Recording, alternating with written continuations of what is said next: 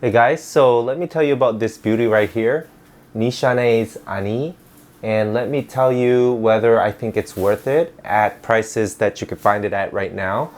Nishane is, I think, a gem of a house. In fact, I'd argue it's kind of one of the best niche houses at the moment in terms of the value you get, especially since you can find these often discounted. At the retail prices, I think they're a bit too expensive. It depends on which fragrance you get, but they're around $300 for 100 ml and like 220 or so for 50 mls. But we'll get to the price in a little bit, but you can get these significantly discounted.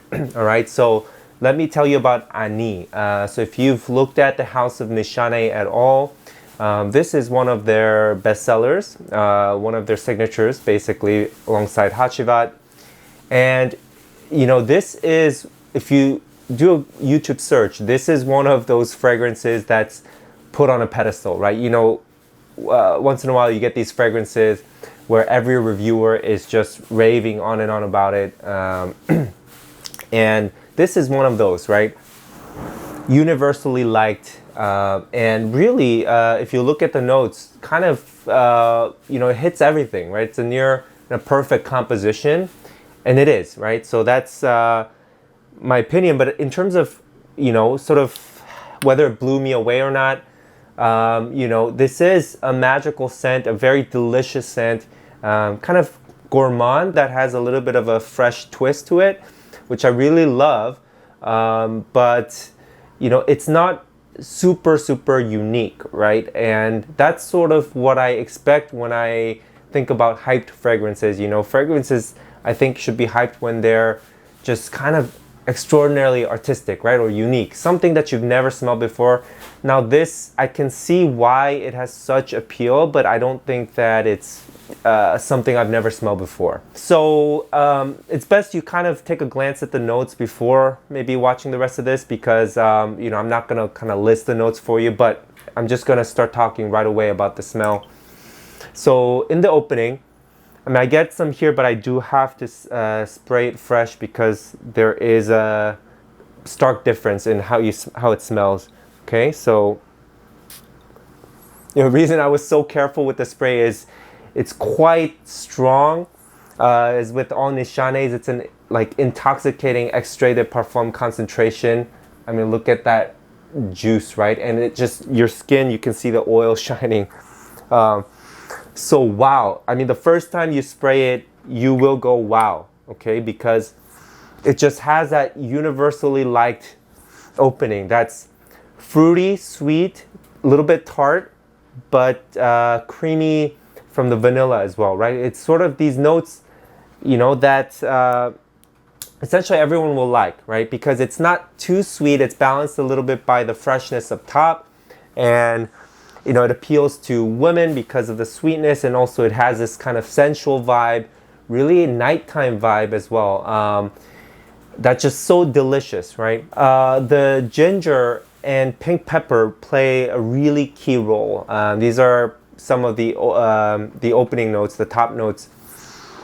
They play a key role in keeping this fragrance quite sharp. A fragrance that would otherwise be very sweet, and maybe, especially at this concentration, quite dense and heavy. But this ginger, pink pepper, along with the citrus, the bergamot, keeps this somewhat fresh and sharp. And you get that sharpness, and I would almost say tart or sour at the same time, for a little bit, for a good amount of time. It's not just like in the first 10 minutes or anything like that, but a good hour at least. So this tartness really balances the sweetness that you get from the vanilla in the base. And not just vanilla, you've got patchouli, you've got benzoin, you've got very kind of strong notes, right? Along with a woodiness to this fragrance that basically makes this kind of dense and dark and intense while being sweet. But this ginger, pink pepper gives it a nice balance, and the citrus, which you could tell, it's such a natural quality bergamot that sticks around, right? And so it gives it that little bit of sourness that to me makes this wearable, right? Otherwise, it would be quite a sweet scent, too sweet for my taste. Now, on the first spray, I'm not sure I heard anybody talk about this, but this reminded me of Hacivat actually. And you know, the reason is there in the heart, there's this blackcurrant note. Now, Hacivat has listed note of pineapple, but you know, with the blackcurrant and the woodsiness in this fragrance as well. You know, there's cedar in here. It gives off a similar feel, right? This fruity, woody kind of scent. All right, damn it. So my memory card ran out, but you know, it kind of disrupts the flow for me, not just for me, but for you guys. So I'm sorry about that. But I think we were just talking about the opening notes for now, right? And I was talking about the ginger and pink pepper balancing giving it a tartness and balancing the sweetness of the vanilla, right? Oh, and I was drawing a comparison to Hacivat, this blackcurrant and woody notes kind of creating a similar vibe. And this being a similarly dense fragrance, okay, like Hacivat, that makes this house kind of unique. It's almost, to me, like their signature in terms of how potent the juice is. Also makes it a kind of a good value fragrance. And I forgot to say this in the beginning, but Nishane, I think it's, like I said, it's a great niche house, but only if you really like fragrances, because their scents are potent, right? So it's not for your kind of casual person who's like mildly into fragrances. You have to really like smell, right? So anyway, you get this similarity to Hacivat, and very quickly as well, I get reminded of Layton, right? And it's because this has that fruity, woody background with the vanilla, with the pepper, right? And that's exactly what makes Layton Layton. And so, you know, I'm smelling Hacivat, I'm smelling Layton, and so it makes me think this is, I mean, it was beautiful, like I said, when you first spray it, you go, wow, but it's not something I'd never smelled before, right? This DNA is not new to me. It's just done right. It just draws a little bit of everything. I'm not saying that they intended to do that, but when you try to create a fragrance that just works, right, and hits all the points, you know, you may end up kind of, you know, resembling something else. So this kind of has that feel of Hacivat and Layton. So a Ventus vibe and a Layton vibe, and right in the middle of it, basically, because of this patchouli, cedar, blackcurrant combination, and then the vanilla, and then the peppery kick, right?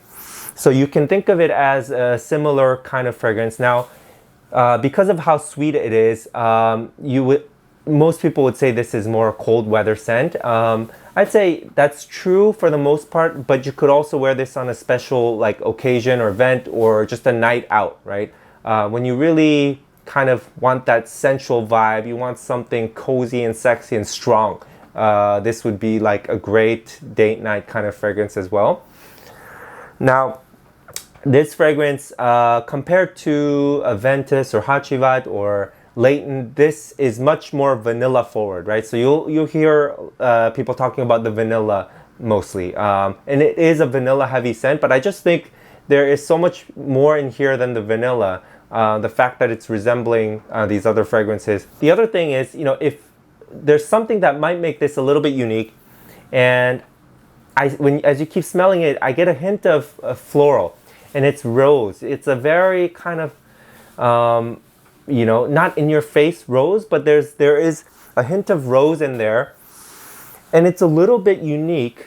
You think for a second, but then it's kind of like YSL Tuxedo or Moustache, right? This combination of, you know, vanilla benzoin, and then rose and pink pepper. That's exactly what that DNA is, right? Of Tuxedo and Moustache.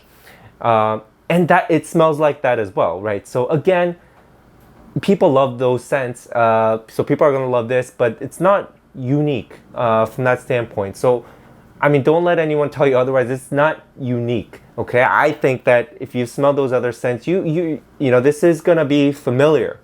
It doesn't do anything that's super daring or, you know, super novel, okay? It just takes everything that's likable. Now, like I said, it's a more vanilla forward scent, so this is gonna be more gourmand than those other fragrances, and so sort of not, to me, not an everyday kind of scent, the way that Layton can be. Layton's a little bit fresher, and then in the dry down, less dense, more kind of still uplifting, and it's like a peppery woods dry down, right, with the vanilla. But this one is heavy and dense. You still get that fruitiness and the freshness, but ultimately the vanilla, it becomes deeper and deeper, this scent, where you get a lot of heavy notes, base notes like vanilla, the benzoin, and then musk and patchouli. So it almost might remind you of fragrances also like the Amen line, like just sweet, right, and earthy at the same time, and woody, right? So this is where it's a bit similar to Hacivat. All right, so ultimately, do I think this is worth it? I think definitely yes. Despite my saying that this is not a super unique fragrance, it's a beautiful scent that you should try. I think that it's overhyped in the sense that, to me, fragrance deserves hype when it does something that nobody's ever done before, something extraordinary. But this one, again, smells familiar. The scent is 10 out of 10, right? And this kind of has that beastly, dense kind of projection. It's very strong and potent. So you're definitely getting your money's worth. Now, I mentioned in the beginning that only at the discounted prices, I think it's worth it. And right now, you can get this for $120 on Fragrance Net, I believe. And the prices fluctuate. So if you're interested at all, I would consider buying it now. Even though it's sort of off season for this kind of scent. I mean, that is such a good price for this kind of scent. So anyway, guys, really quick one, but this is definitely worth it, especially if you want a little bit of everything. You want that sweet, you want the fruits, you want a woody scent as well. This has all of that, right? Maybe a little bit more freshness would have been nice, would have made this kind of more wearable year-round, but still a great scent, and I think deserves all the attention. Just that, don't expect an extremely unique scent based on the note profile you see on Fragrantica. All right, so that's my take, and I'll see you in the next video. Bye.